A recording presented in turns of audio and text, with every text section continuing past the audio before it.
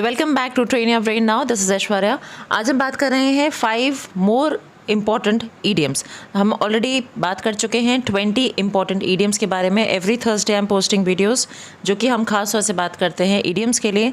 Idioms are going to help you a lot when you converse with somebody और when you are writing something. ये आपको बहुत ज़्यादा help करते हैं। तो ऑलरेडी हमने 20 ईडियम्स कवर कर लिए हैं जो प्लेलिस्ट है इंग्लिश विंग्लिश के अंडर, और आज हम और एक्स्ट्रा 5 के बारे में बात करने वाले हैं। Again they are very interesting and very important for us to no.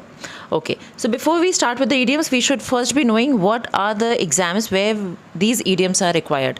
तो आप अगर SSC के लिए ट्राई कर रहे हैं, CGL एग्ज़ाम देने वाले हैं, UPSC के एग्ज़ाम्स दे रहे हैं, तो उसमें भी idioms के एटलीस्ट 2 to 3 क्वेश्चंस होते हैं। फिर DEO के जो एग्ज़ाम्स होते हैं उसमें भी आपके पास that is the education officer के लिए जो एग्ज़ाम्स हैं उसमें आता है, FCI के एग्जामिनेशन में आते हैं, और भी बहुत सारे एग्ज़ाम्स हैं जिसमें आपसे idioms पूछे जाते हैं।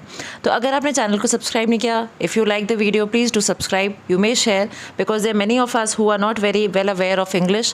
तो इंग्लिश को अपनी इन्हांस करने के लिए इसमें हमारे पास प्लेलिस्ट है। Plus I also make videos for the MBA students, the graduate students, then class 11th and 12th commerce background के लिए पर्सनैलिटी पे क्वेश्चन आते हैं, वीडियोज़ होते हैं, and also for GK। So in case you have not subscribe please do share and subscribe as well.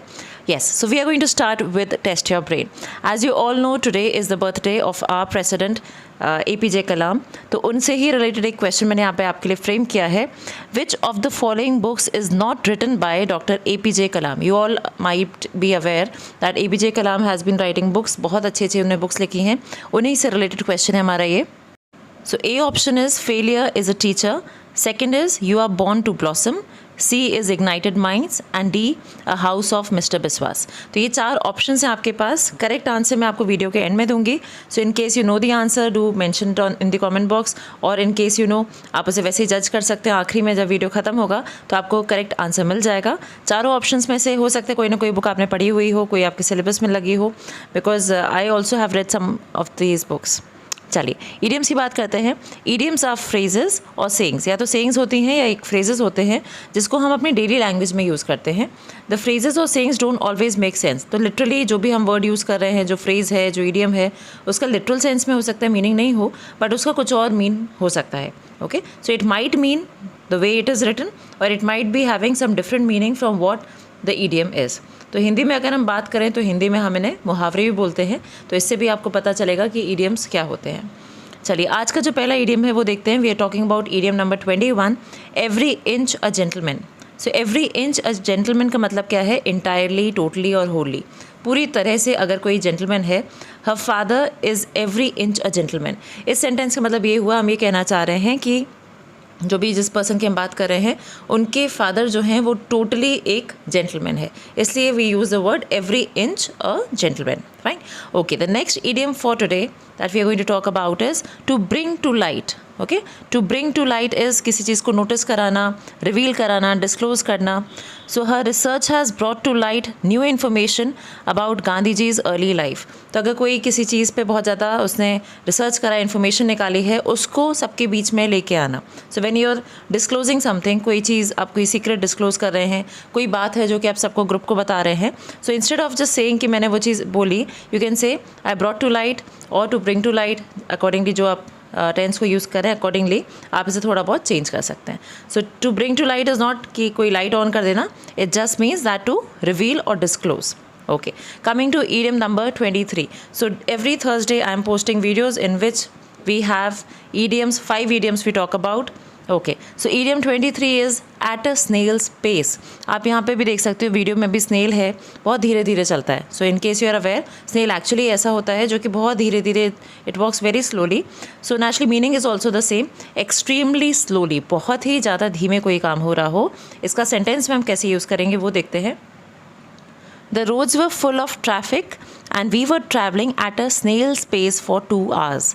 मतलब कि आप ट्रैफिक में फंस गए हैं और बहुत धीरे धीरे जो ट्रैफिक है वो चल रहा है, तो ऐसे में हम कह सकते हैं we were travelling at a snail's pace. कोई चीज़ बहुत धीरे हो रही हो तो हम वहाँ पर स्नेल्स पेस को यूज़ कर सकते हैं एज अ ईडियम।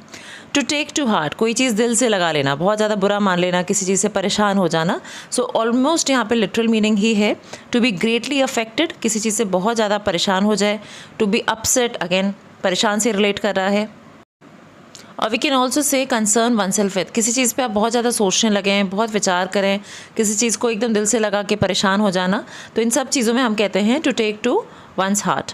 अब सेंटेंस क्या फ्रेम हो सकता है, he took to heart his father's advice. कोई पर्सन है, उसके फादर ने उसे कोई चीज़ गाइड करी, उस चीज़ को उसने बहुत दिल से लगा लिया, हो सकता है उस बात से उस चीज़ को मान लिया हो, या उस चीज़ से अफेक्ट होकर वो कुछ और सोच में पड़ जाए। तो अगर कोई चीज़ आप बहुत ज़्यादा किसी चीज़ पर सोच रहे हैं, उस चीज़ से अपसेट हो गए हैं या उससे बहुत ज़्यादा अफेक्ट हो गए हैं, both things can be taken as to take to heart. Okay, so we come to the last idiom of today, that is all moonshine. All moonshine means far from reality. कोई चीज़ आपको लग ही नहीं रहा ये possible भी है, it's not at all real, ये हो ही नहीं सकता, अनरियल है।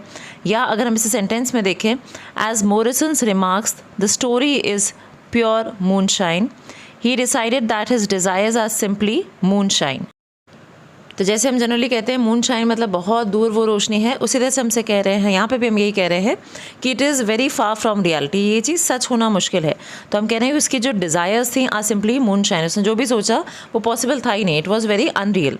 Okay, the story is pure moon shine, that means again ये स्टोरी जो है वो भी पॉसिबल नहीं हो सकती। चलिए वापस आ गए हम टेस्ट योर ब्रेन का, जो हमने क्वेश्चन स्टार्ट में पुट अप किया था, which of the following books is not written by doctor APJ Kalam.